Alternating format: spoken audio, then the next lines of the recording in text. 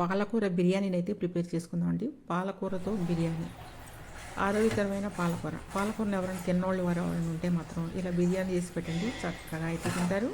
చూడండి, బిర్యానీ కోసం అయితే నేను మెంతుకూర ఒక 2 కట్టలు, తోటకూర ఒక 3 కట్టలు, కొత్తిమీర, బంగాళదుంప, ఉల్లిపాయ, టమాటా, పచ్చిమిరపకాయలు. ఇప్పుడు చూడండి, మనమైతే ఆకుకూరతో బిర్యానీ అయితే ప్రిపేర్ చేసుకుందామండి. ఇప్పుడు పాన్ పెట్టుకోండి, స్టవ్ మీద పాన్ పెట్టుకొని నెయ్యి 1 టేబుల్ స్పూన్ నెయ్యి వేసుకోండి. కొంచెం ఆయిల్ కూడా వేసుకోండి, ఒక 2 టేబుల్ స్పూన్, మొత్తం కలిపి ఒక 3 టేబుల్ స్పూన్ 4 టేబుల్ స్పూన్ వరకు అయితే వేసుకోండి. నెయ్యి సగం నూనె సగం అయినా వేసుకోండి. ఈ విధంగా వేసుకొని మనకి ఆయిల్ కొంచెం నెయ్యి వేడెక్కిన తర్వాత బేలీ ఒకటి వేసుకోండి.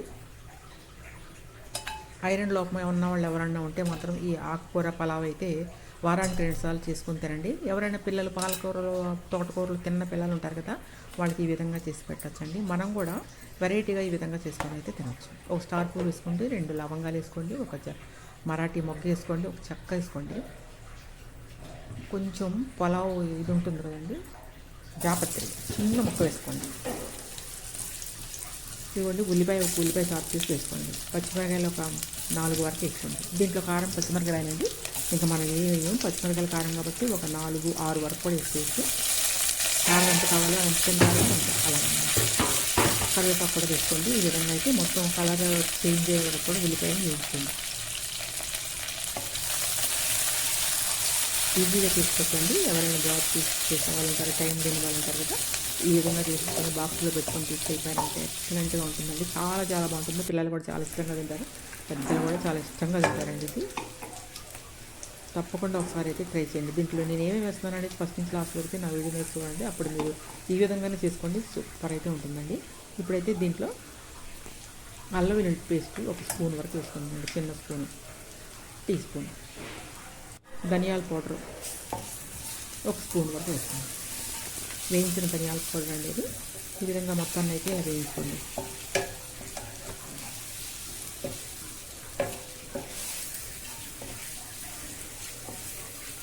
ఇట్లా వేయించిన తర్వాత మీరు బంగాళదుంప ఒక 2 బంగాళదుంపలు తీసుకోండి, పైన పీల్ తీసేసి ఇట్లా చిన్న ముక్కలు వేసుకొని యాడ్ చేసుకోండి. టేస్ట్ కోసం మనం ఇవన్నీ యాడ్ చేసుకున్నామండి.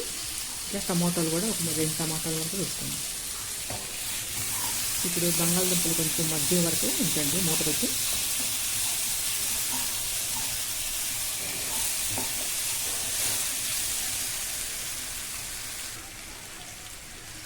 మనకు సాల్ట్ వేసుకుంటే త్వరగా ముక్కలు మగ్గుతాయి కదా, కాబట్టి నేనైతే 1 స్పూన్ వరకు సాల్ట్ అయితే వేసానండి. ఫుల్ స్పూన్ అయితే వేసేసాను.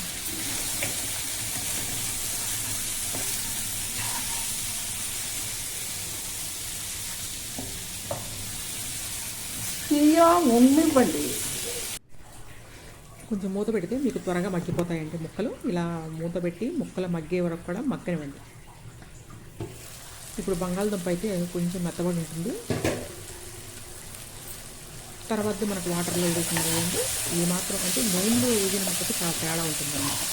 అందువల్ల మనం నూనెలో, నేతిలో రెండింటిలో వేసాం కాబట్టి దాంట్లో మగ్గితే ఇది చాలా టేస్ట్గా ఉంటుంది. మీకు రైస్ కూడా సూపర్ టేస్ట్గా ఉంటుందండి. నేనైతే ఒక పావు కేజీ రైస్ని తీసుకొని బాస్మతి రైస్ని కడిగి నానబెట్టి పక్కన పెట్టుకున్నాను. ఇదిగోండి, ఇది పాలకూర.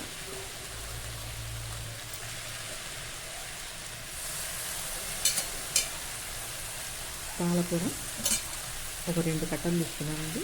మెంతుకూర 2 కట్టలు తీసుకున్నాను. కొత్తిమీర 1 కట్ట తీసుకున్నాను.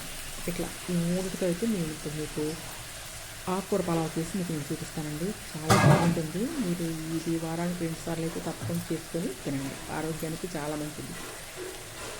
ఆకుకూరలు ఆరోగ్యానికి మంచిదని అందరికీ తెలుసు కదండి. మనకి ఈ విధంగా చేసుకొని తిన్నారంటే మనకి వెరైటీగా ఉంటుంది. ఆకుకూరలు తినడం వల్ల ఏమైనా ఉంటే బోర్ కొట్టకుండా ఇలా బాగుంటుందండి. ఇట్లయితే మీరు ఇప్పుడు మనం వేసిన మెంతికూర కదా, కొంచెం చేదు అలా ఉండకూడదు అనుకుంటే మనం కొంచెం నూనెలో ఇది వేగాలి. ఆకులు నూనెలో వేగినట్టయితే చాలా టేస్ట్గా ఉంటుంది. ఇట్లా మూత పెట్టి కొంచెం మగ్గనివ్వండి. చూసారు కదా మనకి దాంట్లో నుంచి ఆకుల్లో నుంచి వాటర్ అయితే వచ్చినాయి, మగ్గిపోతుంది చూసారా. మగ్గనివ్వండి అలాగా, ఆ వాటర్ పోయే వరకు మగ్గనివ్వండి. ఇప్పుడైతే పచ్చి బఠానీ ఉంది కదా, ఆ బఠానీని తీసుకొని ఒక చిన్న కప్పు వరకు వేసుకోండి.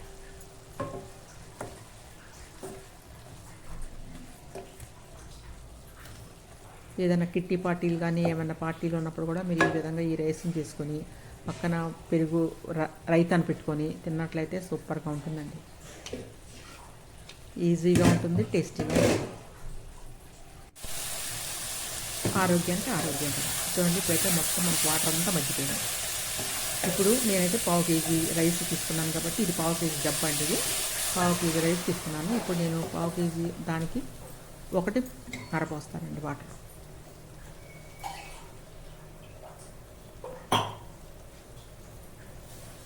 అదిగోండి 1.5 వరకు వాటర్ తీసుకున్నాను. 1 వరకు బాస్మతి రైస్ తీసుకొని నానబెట్టి పెట్టుకున్నానండి పక్కన.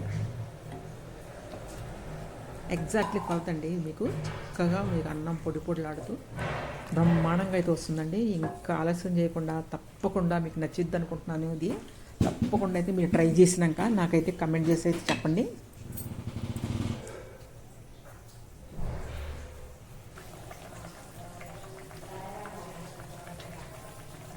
ఇదిగోండి ఈ డబ్బా అనమాట, ఇది 1/2 కేజీ డబ్బా. ఇప్పుడు ఈ దాంతో రైస్ తీసుకున్నాను నేను. ఇదిగోండి రైస్ కడిగి నానబెట్టిన రైస్ వాటర్ తీసేసి పోసేసాను.